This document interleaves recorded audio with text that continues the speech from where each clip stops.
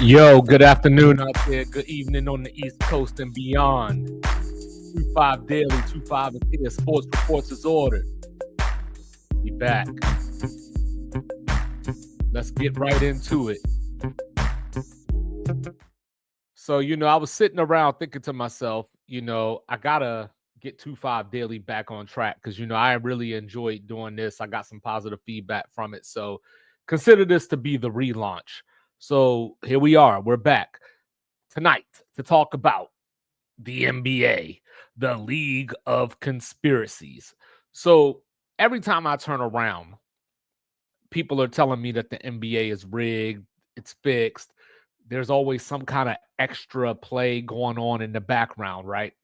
So the Luca trade was one of those points of contention. Hey, the Lakers in the league got together, conspired, got him to the market of the LA, the best team, as far as ratings and all that kind of stuff.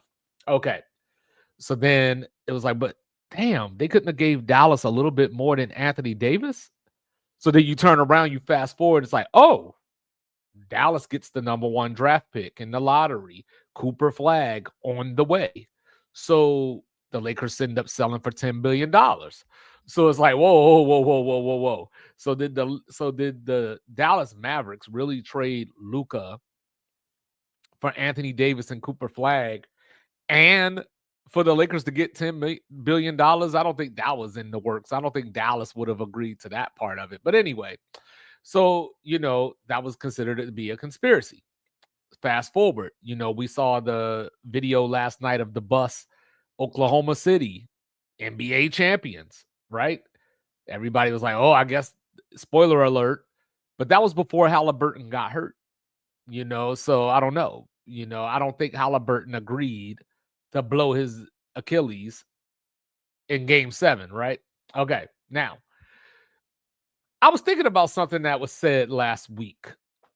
And even though I'm not generally your conspiracy guy, I decided to run with this one a little bit. So a little while ago, when the whole Luca trade happened, my thought was, hey, you know, the new owner of the Mavs, Dumont, Las Vegas guy, is this a play to try to get the Mavs to Las Vegas? Things that make you go, right? So then I came back after the fact and I was like, okay, we'll see how that plays out. Now that they got Cooper Flag, you have your future star.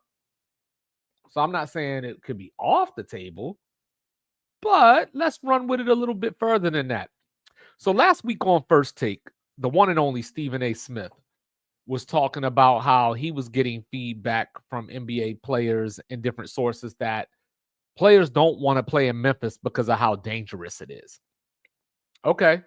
So the thing that I think he wasn't supposed to say was that Jimmy Butler was one of the sources that led with this comment. And of course, my first thought was Jimmy Butler, a guy that played in Chicago, a guy that played in Miami, currently playing in San Francisco. So it's not as if he's a stranger to danger, saying I didn't do that on purpose, and, saying he grew up in Houston, right? So what makes Memphis so bad? So then I started thinking, I said, okay, let me look at some stats because, I'm your unorthodox statistician. So last year, 2024, right, per capita, Memphis was number 2 in murders per capita. Okay, that's pretty damn bad. But then when I look at it, right, let's look at some more here. This is all in the top 20. Number 4, New Orleans. Number 5, Detroit. 6, Cleveland. 8, DC. 9, Atlanta. 10, Milwaukee. 13, Chicago. 15, Indy. 16, Minnie. 17, Philly. Okay, so then I looked at 2025 so far. Memphis is all the way down at number 8. New Orleans and Cleveland in front of them. Detroit as well. And guess what? So is Vegas. So it made me think about that because Mr. Logical a couple of weeks ago or last week said, hey, why don't we move New Orleans to Las Vegas? Nobody cares about them anyway. But what if Memphis is the play here? You got Ja Morant. You already got a face, a star, Nike deal, all that kind of stuff was on his way ascending before he got in trouble. So what way to do a reboot than a relocation? because expansion announcements are expected to come pretty soon, according to Mark Spears. That was after game 6 of the NBA Finals. So as you look at that, why now? Memphis didn't become dangerous last week. Memphis didn't become dangerous yesterday. So why is that conversation happening now? We just saw Desmond Bane get traded from there. They were in the Kevin Durant sweepstakes. Did he turn them down because it was too dangerous? I think it's a bunch of BS. And it's one of those ways to shit on a small market because we tend to do that. Because when you look at it, New Orleans and Memphis are the smallest markets in the NBA at 50 and 51 respectively.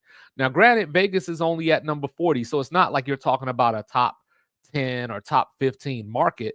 But when you're talking about Las Vegas, you're talking about the entertainment industry, the gambling, the women, everything going on out there that would draw. You bring an NBA team out there, the Raiders have been successful as far as money. I'm talking about money.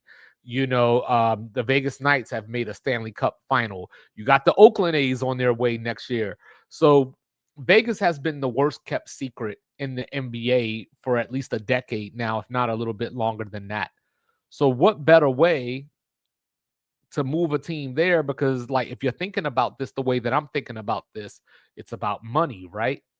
So Seattle's coming back. Supersonics, we miss them. We miss the uniforms, not the ugly ones KD and them were wearing, but the Sean Kemp ones.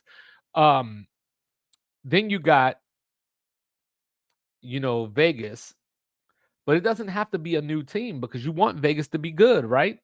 So instead of an expansion team, why not move a current team? And then, you phase out this small market in Memphis, and now you can bring a third team. So that would be Memphis going to Vegas. That would be Seattle getting a team. And now you still have a spot because I don't think you want to expand by just one team to get 31. You got to expand by 2. So now there are other markets. On Sports Reports is Ordered, we've been talking about places like Kansas City and Jacksonville, so on and so forth, because I think the original idea is bring in Vegas, Seattle, move Minnesota or Memphis over to the East. But why do that if you don't have to have Memphis? So, Memphis has been passionate, the grindhouse. We go back to Zebo, Mark Gasol. This city has embraced this NBA team and it's become its own identity. But with all the talk from Stephen A. Smith and people of that ilk, kind of makes you wonder, doesn't it?